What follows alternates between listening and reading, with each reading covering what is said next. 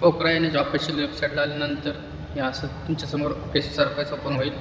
त्यानंतर तुम्हाला असं स्क्रोल डाऊन करून खाली NDKSPDBT हा ऑप्शन दिसतो आहे, त्याच्या पृष्ठभागाला भेट द्यायची आपल्याला. त्याला आपल्याला लॉग इन करायचं. त्याच्यावर आपल्याला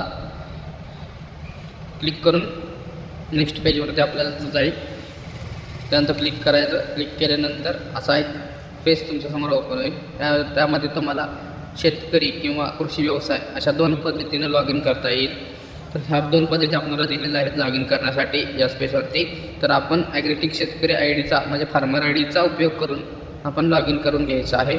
शेतकरी ID टाकायचा आणि त्याच्यानंतर तो खाली उदाहरण सोडवा असं दिलेलं आहे. त्याचं कॅल्क्युलेशन करून ते बेरीज करून ते टाकायचं आणि समर्पित करा असं करायचं. आणि त्यानंतर तुमच्यावर OTP सेंड होईल. आधारला जो मोबाईल नंबर लिंक आहे त्याच्यावरती OTP सेंड होईल. सेंड झाल्यानंतर तो OTP तिथं टाकायचा. OTP तिथं प्रविष्ट करायचा आणि पुढं लॉग इनसाठी आपल्याला क्लिक करून घ्यायचं. पुढं त्यानंतर लॉग इन केल्यानंतर तुम्हाला असा काही सर्फेस ओपन होईल. आणि असं सर्फेस झाल्यानंतर नोंदणी यशस्वी असा तुम्हाला एक पॉप ओपन होईल. त्यामध्ये तुम्हाला पुढे जा याच्यावरती क्लिक करायचं आहे. क्लिक केल्यानंतर तुमची जी वैयक्तिक माहिती आहे प्रोफाईलमध्ये ती तुम्हाला फिल करून घ्यायची. जसं की मला आता दिसेल साईडमध्ये थोडासा लोड असल्यामुळे थोडंसं हे होत आहे. जसं की तुमची जात प्रवर्ग निवडायचा. तुमचा जात प्रवर्ग निवडल्यानंतर प्रोफाईल अपडेट करा. म्हणजे ती प्रोफाईल अपडेट म्हणजे ते तुमचं प्रोफाईल सेव्ह होऊन जाते. आणि ते पुढे जावरती क्लिक करायचं आहे. अपडेट झाली असा अपडेट झालेला आहे. त्यानंतर बंद करा असा एक पॉपअपवर क्लिक करायचं आणि पुढे जा या बटनावरती क्लिक करायचं. क्लिक केल्यानंतर तुमच्या पुढं हा पत्ता माहिती म्हणजे तुमचा जे काही लाभार्थी आहे त्याचे तुम्हाला ॲड्रेस टाकायचा आहे. जसं की तुमचा जिल्हा झाल्यानंतर तुमचं गाव, त्यानंतर तुमच्या गावाचा पिनकोड काय असेल तो पिनकोड टाकायचा आणि खाली प्रोफाईल अपडेट करा याच्यावरती क्लिक करायचं आणि पुढे जा यावरती क्लिक करायचं. त्यानंतर तुम्हाला हा शेतजमिनीची तुमची माहिती तुम्हाला इथं दिसेल. त्यामध्ये पाणी स्रोत आणि ऊर्जा स्रोत असे हे 2 ऑप्शन तुम्हाला दिसत असतील. त्याच्यावरती तुम्हाला ऊर्जा स्रोत आणि पाणी स्रोत याचं काय आहे ते तुम्हाला ते होय नाही करून तुम्हाला सेव्ह करायचं. पाणी स्रोत निवडायचा तुमचा कोणता आहे, उपसिंचन, तलाव, विहीर काय आहे ना ते निवडायचं. आणि पुढं ऊर्जा स्रोत पण जो काय आहे तुमचा तो निवडायचा. वीज आहे, सौर ऊर्जा आहे, डिझेल इंजन आहे, काय आहे ते तुमचं निवडायचं आणि सेव्ह या बटनावरती क्लिक करायचं. सेव्ह केल्यानंतर तुमचा फार्मर लँड सक्सेसफुली हे झालेलं आहे. त्यानंतर तुम्हाला नवीन बाबीसाठी अर्ज करा यावरती क्लिक करायचं. त्यामध्ये तुम्ही घटकासाठी गट निवडू शकता. जर काही कृषी वनीकरण, वैयक्तिक शेततळे अस्तरीकरण, फळबाग लागवड असेल, गोट्या पाण्यातील मत्स्यपालन असेल, विहीर पुनर्भरण असेल, जे काय आहे ते घटकाचे नाव आहे.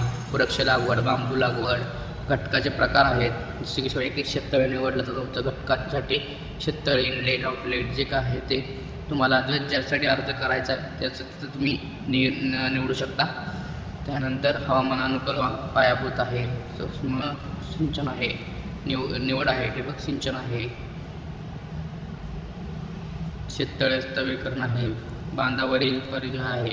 घटकाची निवडमध्ये तुम्ही चेक करू शकता काय आहे, गांडूळ खाते नीट नडे.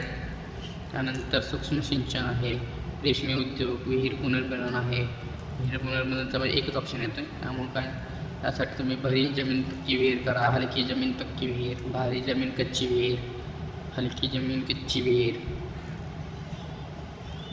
निवडून तुम्ही पुढे जा या बटनावर क्लिक करायचं आणि तुमचा असा यशस्वीरित्या अर्ज सबमिट होईल. प्रकल्प सदर तुमचं पहिल्यांदा ते पात्रता आहेत का ते चेक केलं जाईल. म्हणजे तिथं तुम्हाला एक पॉपअप येईल, आवश्यक कागदपत्रे काय लागते त्यासाठी तुमची एक आहे. पुढे जावं क्लिक केल्यानंतर तुमची अशी माहिती पूर्ण सर्व घटकासाठीची माहिती आल्यानंतर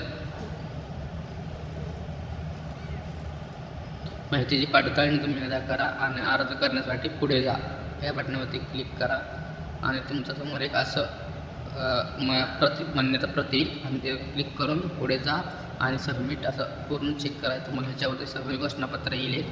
त्याच्यावरती सगळं घोषणापत्र पूर्णपणे वाचायचं आणि त्याला टिक मार्क करत तुमचा अर्ज हा यशस्वीरित्या सबमिट करायचा. नवीन बाबीसाठी अर्ज करा यशस्वीरित्या सबमिट करून मी घोषणा करीत आहे असं तुम्ही सबमिट बटनावरती क्लिक करून तुमची ही प्रिंट किंवा तुम्ही अर्ज सबमिट झाला आहे असं प्रिंट तुम्ही डाउनलोड करू शकता. अशा प्रकारे तुम्हाला पोकरा योजनेचं माहिती या व्हिडिओमध्ये मी तुम्हाला दिलेलं आहे. चॅनल आवडला असेल तर चॅनलला लाईक करा, सबस्क्राईब करा. धन्यवाद.